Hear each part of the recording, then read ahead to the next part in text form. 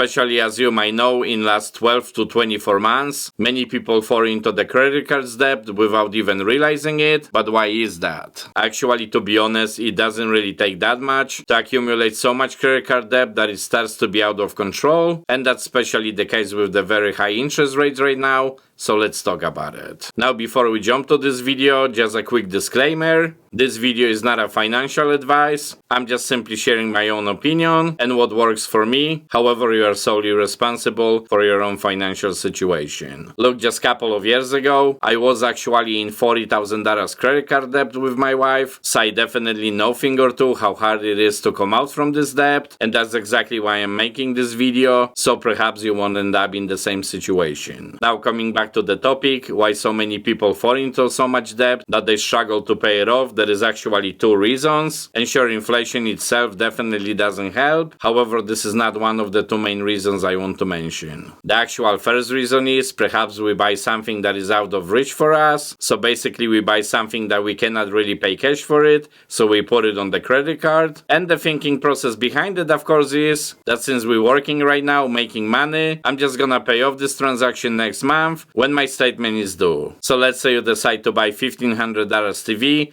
obviously thinking you're gonna pay it off next month, and it sounds nice on paper, right? You're really planning to pay it off next month, but unfortunately before that payment is due, you also have some unexpected expenses. So let's say the AC system in your car fails, or you need to do some home repairs, and because of it, since you have these additional expenses, you can't really pay off this TV, at least not until the following billing cycle, meaning now that credit card will already start charging you interest, which obviously is not a good thing. Then hopefully you can pay off this TV in the second or third billing credit card cycle, but what's gonna happen if you can't? What if you have some other expenses that you didn't really count on? You see, this can spiral out of control pretty quickly, meaning more and more months is gonna pass by, you will keep paying the interest, and that definitely doesn't help your financial situation, which brings me to reason number two, and that is compound interest. Now, when we hear the term compound interest, it may sound positive to you, and that's because a lot of wealthy people actually gain compound interest on their investments, basically meaning money making money for them, and even more importantly, the interest actually accumulating interest. However, when it comes to the credit card debt, the compound interest actually works against you, and if you don't pay much attention to it, it can put you in trouble pretty quickly. So let's use the same example, this nice 65 inches TV that is worth $1,500, and let's just say you put it on the credit card with 24% interest annually, and you're not able to pay this purchase off by the statement due date. So in the second month, obviously not only you owe the $1,500 that you originally spent,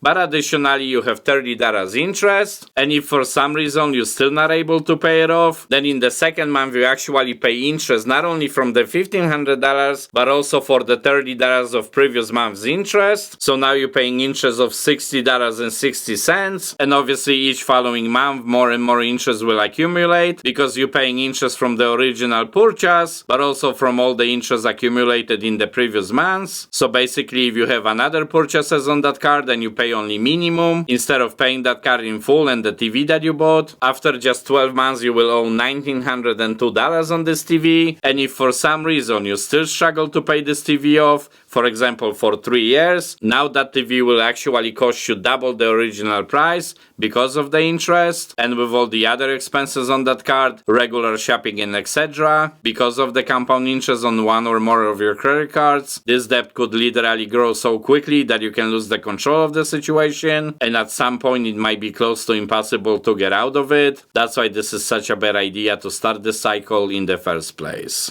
Now this would be my personal suggestion. If you really want to buy something, but for example you don't want to spend the cash for it, at very least make sure you have the same matching amount of money for it, whether on checking or savings account. Obviously the money that you won't use for any bill payments and etc. So that way at least if you're working and you're planning to pay this TV off by the payment due date on that credit card statement and some emergency spending happens, look, that's life. Things can happen, okay? But at least then you can back up this money from the savings account and pay that credit card off fully, so you will never even start to pay the interest. And I think not paying any interest on the credit cards is a good goal and definitely the first step to start building wealth. Now if you want to see how we paid off our $40,000 credit card debt, check this video right here. And as always, thank you for watching.